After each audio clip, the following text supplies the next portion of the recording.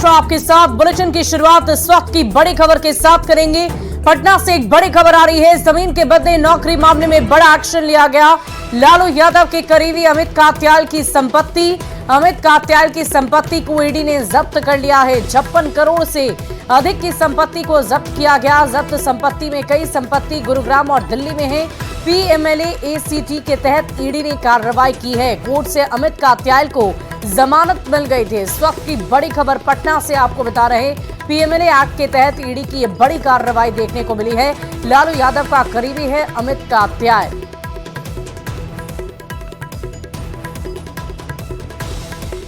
और इस पूरी खबर की अधिक जानकारी के साथ न्यूज 18 संवाददाता अमित हमारे साथ फोन लाइन पर जुड़ गए हैं। अमित, क्या कुछ जानकारी है? ईडी की तरफ से अमित कात्याल की संपत्ति को जब्त किया गया है, अब आगे क्या कार्रवाई होगी? देखिए, सबसे बड़ी बात है कि अमित कात्याल जो है वो लालू प्रसाद यादव के बेहद खास उनके सीए यानी कि चार्टर्ड अकाउंटेंट, उनके सारा लेखा जोखा जो है उसकी देखरेख करते थे। इनकी जो करोड़ों की अचल संपत्ति थी उसे ईडी ने जब्त किया है। लगभग 56 करोड़ रुपए की संपत्ति को अटैच किया है और ये संपत्ति जो है वो गुड़गांव और दिल्ली में बताई जा रही है, जहां पे ये अटैच की कार्रवाई, जब्ती की कार्रवाई ईडी के द्वारा की गई है। आगे जो प्रोसीजर है उसके तहत अब इन्हें जो है आगे का जो कानूनी कार्रवाई है वो ईडी कोर्ट से आगे की जाएगी।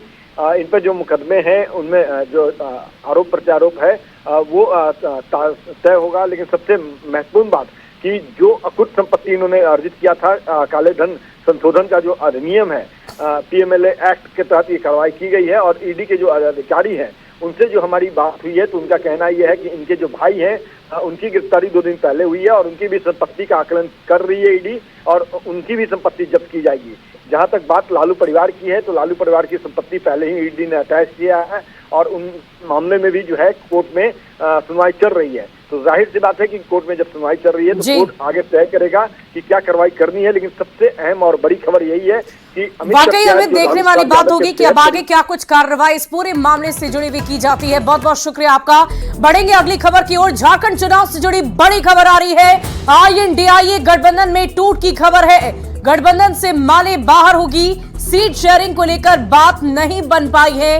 इस वक्त की बहुत बड़ी खबर आपको बता रहे हैं, झारखंड विधानसभा चुनाव से संबंधित। आपको बता दें कि राजधनवार सीट के लिए माले लगातार कह रही थी कि ये सीट हमारी होनी चाहिए, लेकिन राजधनवार सीट पर जेएमएम और माले के बीच बात नहीं बन पाई और ऐसे में माले की तरफ से अपने उम्मीदवारों का चयन किया जा सकता है, लिस्ट जारी की जा सकती है। इस पूरी खबर की अधिक जानकारी के साथ न्यूज 18 संवाददाता अविनाश हमारे साथ फोन लाइन पर है।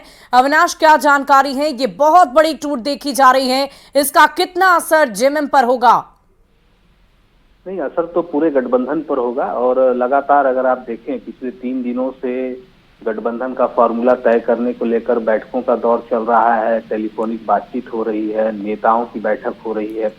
बावजूद इसके अब तक जो निष्कर्ष हैं उस निष्कर्ष को देखें तो अभी भी जिस वक्त हम बात कर रहे हैं इंडिया गठबंधन का कोई फॉर्मूला औपचारिक रूप से सामने नहीं आया है, राज्य की जनता के पास नहीं है। सारी चीजें जो बातें हो रही है वो आकलन के आधार पर हो रही हैं। इससे पहले जो 70 सीटों के साथ हेमंत सोरेन और गुलाम अहमद मीर सामने आए थे, उस वक्त ये कहा गया था कि 70 सीटों पर जेएमएम कांग्रेस का गठबंधन रहेगा, साथ लड़ेगी और बाकी 11 सीटें जो हैं गठबंधन के लिए होंगी। लेकिन 2 दिन बीतने के बावजूद भी ये सारी चीजें स्पष्ट नहीं हो पाई है और माले जो कि लगातार 4 सीट, खासकर अगर हम बात करें, वैसे तो 6 सीटों का दावा था, 6 सीटों पर बातचीत हो रही थी, लेकिन जो 4 सीटें जो मूल रूप से है जहां उनके संघर्ष रहे हैं, लगातार संघर्ष करती रही है, पहले चुनाव जीतती रही है, बगोदर की बात कर लें, राजधनवार की बात कर लें, निरसा और सिंदरी, इन 4 सीटों को लेकर सबसे ज्यादा उसकी जो है पकड़ रही है और उस पर उसका दावा बन रहा था। वाकई अविनाश, यही वजह है कि माले की तरफ से नाखुशी जाहिर की गई और साफ तौर पर कहा गया कि अब वो चुनावी रणभूमि में अकेले ही उतरेंगे। बहुत बहुत शुक्रिया आपका हमारे साथ जुड़ने के लिए, तमाम जानकारी के लिए। बढ़ेंगे आगे। नालंदा से बड़ी खबर आ रही है। नीट पेपर लीक से जुड़ा हुआ मामला। मुख्य आरोपी संजीव मुखिया के घर सर्च अभियान चलाया गया। ईओयू की टीम पर सर्च अभियान जारी रहा। मौके से कुछ दस्तावेज बरामद किए गए हैं। नगर नौसा के भूता हाखार गांव का ये मामला बताया जा रहा। आपको बता दें कि संजीव मुखिया को पेपर लीक कांड का बिहार में किंग पिन बताया जा रहा।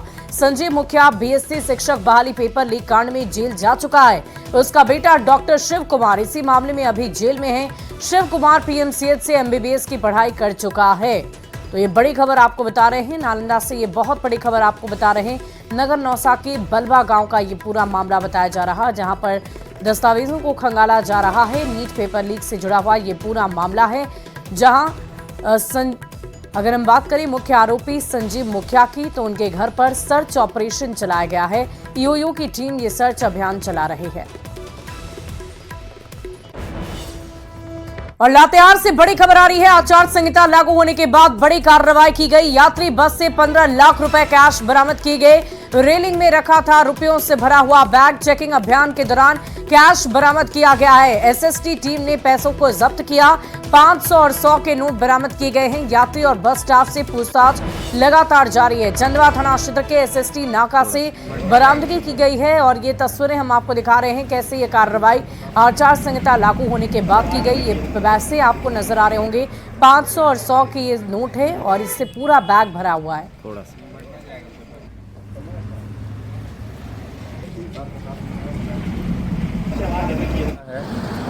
विधानसभा